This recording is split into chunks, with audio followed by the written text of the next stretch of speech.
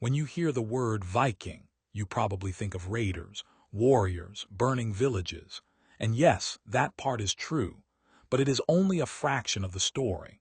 Because behind the raids was something far more sophisticated, a financial network that stretched from the frozen fjords of Scandinavia to the deserts of Baghdad. A network built on a single substance: silver. This is the story of how the Vikings built one of the most advanced economies of the early medieval world, and how its collapse helped end the Viking Age itself. In the 8th century, Scandinavia was a land of farmers, fishermen, and small chiefdoms. Resources were limited, land was scarce, and ambition had nowhere to go except outward. The Vikings had one major advantage: shipbuilding technology far ahead of its time. Fast, shallow-drafted longships that could cross open ocean or sail up rivers deep into foreign territory. The raids began. Monasteries, undefended and full of precious metal, were the first targets. Gold and silver crosses, chalices, and ornaments were stripped and melted down. But raiding alone could not sustain an economy.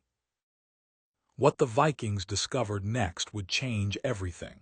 To the east, a river system connected the Baltic Sea all the way to the Caspian Sea, and from there to one of the wealthiest civilizations on Earth, the Abbasid Caliphate. In the 9th and 10th centuries, Baghdad was the richest city in the world. And it had an almost unlimited supply of one thing: silver, mined from territories stretching across Central Asia. Viking traders, known in the East as the Rus, rowed their boats down these rivers all the way to Islamic trading posts. What did they trade? Furs, honey, wax, and disturbingly, slaves captured during raids across Eastern Europe. In exchange, they received silver dirhams, Islamic coins minted with extraordinary purity and precision. But here's the key detail. The Vikings did not use these coins the way we use money today. They did not care about the number stamped on the coin. They cared about weight. Coins were cut into pieces, what archaeologists call Hacksilver, and weighed on small folding scales to determine their value. It was, in effect, a weight-based currency system, one of the most pragmatic monetary systems of the medieval world. Silver was silver, no matter where it came from. And silver wasn't just money, it was status. Wealthy Vikings wore thick silver arm rings and neck rings, wearable wealth that could be displayed, gifted, or cut up and spent at a moment's notice. Chieftains used silver to buy loyalty. Warriors who fought well were rewarded with arm rings. The more silver a leader could distribute, the more followers he commanded. And there was a third source of silver, one that came not from trade but from fear: Danegeld. Massive tribute payments made by Anglo-Saxon kings to convince Viking armies to leave their lands in peace. Entire kingdoms taxed their populations to pay off Viking raiders, flooding Scandinavia with English silver. Trade silver from the east, tribute silver from the west, raided silver from everywhere. By the 10th century, Scandinavia was absolutely flooded with precious metal. Nowhere is this more visible than on the island of Gotland, in modern Sweden. Archaeologists have found thousands of silver hoards there, more than almost anywhere else in the Viking world. Why bury silver? In a world without banks, the ground was the safest vault. Families buried their wealth during times of danger, and many of those hoards were never recovered. Which means every hoard found today is, in a way, a tragedy, a family's entire fortune, left behind by someone who never came back for it.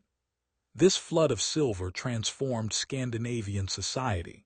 Trading towns like Birka and Hedeby grew into bustling commercial centers, busy, cosmopolitan, full of merchants from across the known world. A new class of people emerged, wealthy merchants and successful raiders who could rival traditional clan leaders in power. Silver was reshaping who held authority. Scandinavian kings took notice. If silver equaled power, Then controlling silver meant controlling the kingdom. Kings began minting their own coins, a way to project authority and centralize the economy. For roughly 200 years, this system worked beautifully. Trade flowed, wealth accumulated. The Viking world expanded across the North Atlantic, into Russia, and as far as North America. But the entire system had one critical vulnerability. It depended almost entirely on a single external source. The silver mines of Central Asia, particularly in regions of modern Afghanistan and Uzbekistan, that fed the entire Islamic dirham economy. By the late 10th and 11th centuries, those mines began to run dry. Centuries of extraction had exhausted the most accessible silver deposits. At the same time, the Abbasid Caliphate itself was fracturing politically. Regional powers broke away. Trade routes became less stable. Minting policy changed.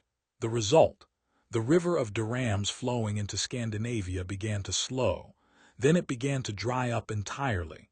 For an economy that had been built on a constant influx of foreign silver, this was an earthquake. Trading towns that depended on the eastern silver routes began to decline. Burqa, once a thriving hub, lost its importance. Trade patterns shifted west, toward Western Europe, but that silver supply was smaller and harder to access.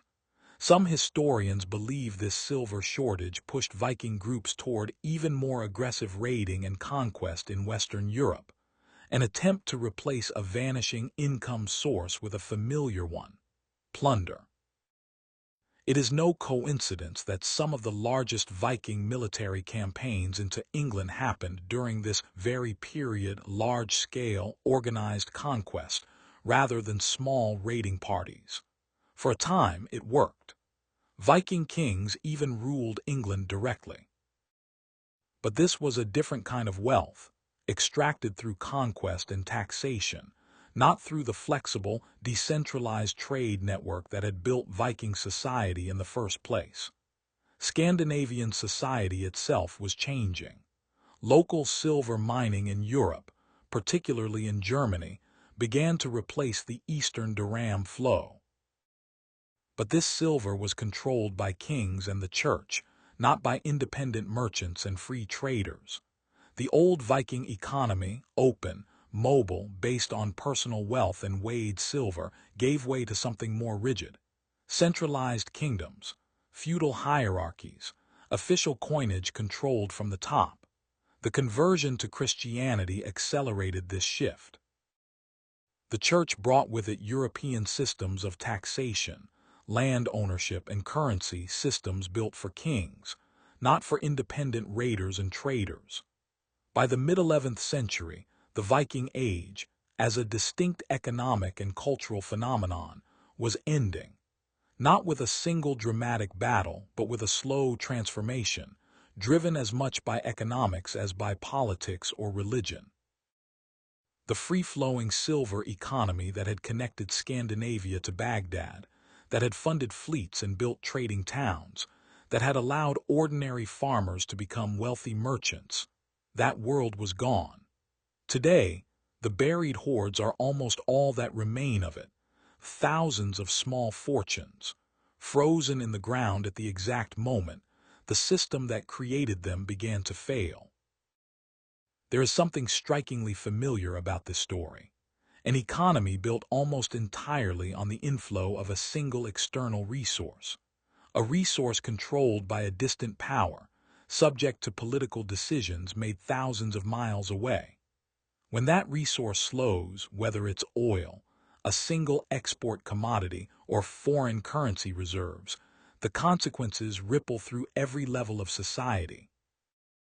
Just as they did in Scandinavia 1,000 years ago. Modern economists call this a resource dependency trap.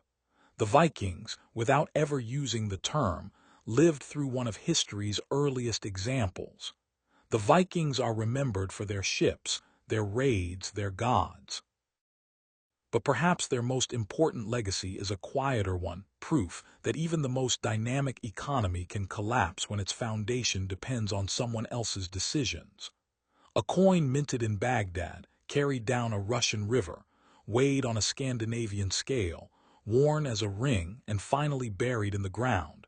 That single object tells the story of an entire economic age, its rise, its connections, and eventually its fall.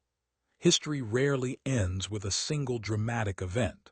More often, it ends the way the Viking silver economy did, quietly, gradually, as the flow that sustained it simply stops. If you made it this far, leave a comment. What other civilizations do you think depended on a single resource for their power? And what happened when it ran out? In the next video, we look at the fall of the Spanish Empire and how a flood of New World silver triggered one of the worst inflation crises in European history. See you there.